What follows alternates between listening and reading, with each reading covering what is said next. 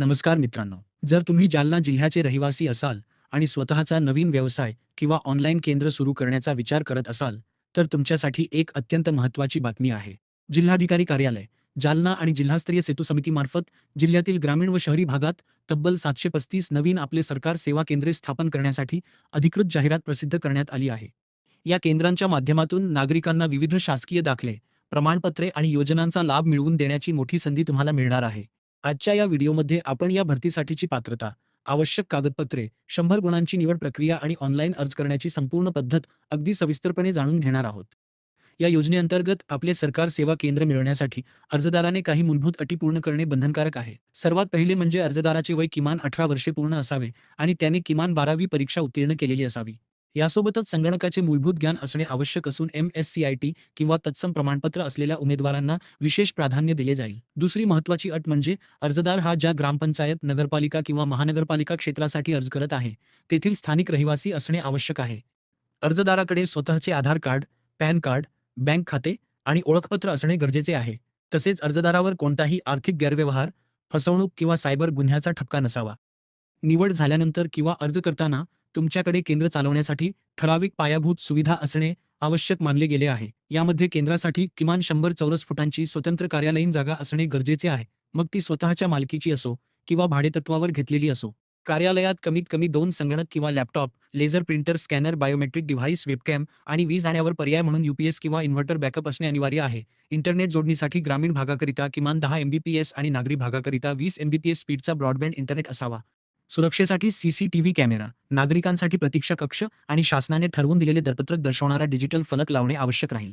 उमेदवारांची निवड प्रक्रिया पारदर्शक करण्यासाठी 100 गुणांचे गुणोत्तर ठरवण्यात आले आहे. यामध्ये शैक्षणिक पात्रतेसाठी 10 गुण आहेत, ज्यामध्ये 12वी उत्तीर्ण असल्यास 5 गुण, पदवी असल्यास अतिरिक्त 2 गुण आणि पदव्युत्तर पदवी असल्यास अतिरिक्त 3 गुण मिळतात. संगणक साक्षरतेसाठी 15 गुण ठेवण्यात आले आहेत. पायाभूत सुविधांच्या उपलब्धतेसाठी 15 गुण दिलेले आहेत. अर्जदाराच्या आर्थिक क्षमतेसाठी 10 गुण, तर प्रत्यक्ष मुलाखतीद्वारे ग्राहक सेवा व संवाद कौशल्याचे मूल्यमापन करण्यासाठी 20 गुण राखीव आहेत. याशिवाय CSC, महा-ई-सेवा केंद्र किंवा बँकिंग प्रतिनिधी म्हणून काम केल्याचा अनुभव असल्यास 10 गुण मिळतील. व्यवसाय आराखड्यासाठी 5 गुण, सामाजिक समावेशकता महिला, माजी सैनिक, दिव्यांग, बचत गट सदस्य याकरिता 5 गुण आणि पोलीस चारित्र्य पडताळणीला 10 गुण देण्यात आले आहेत.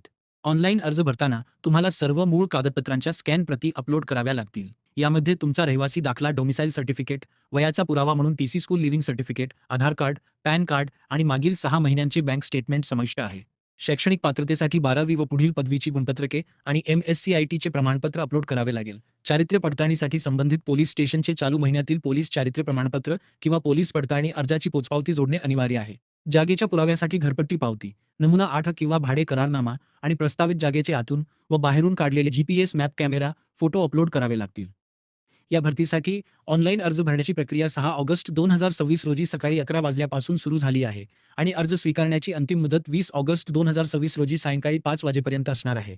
अर्ज करण्यासाठी उमेदवारांनी ASSKjalna.recruitonline.in या अधिकृत संकेतस्थळाला भेट द्यावी.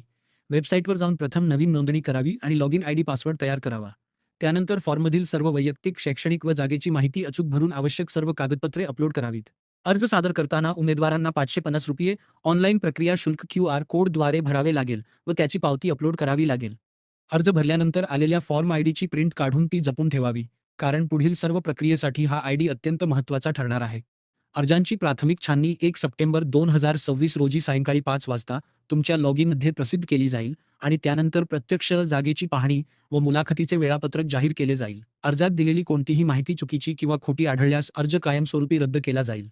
अधिक माहितीसाठी www.jalna.gov.in या अधिकृत संकेतस्थळाला नक्की भेट द्या.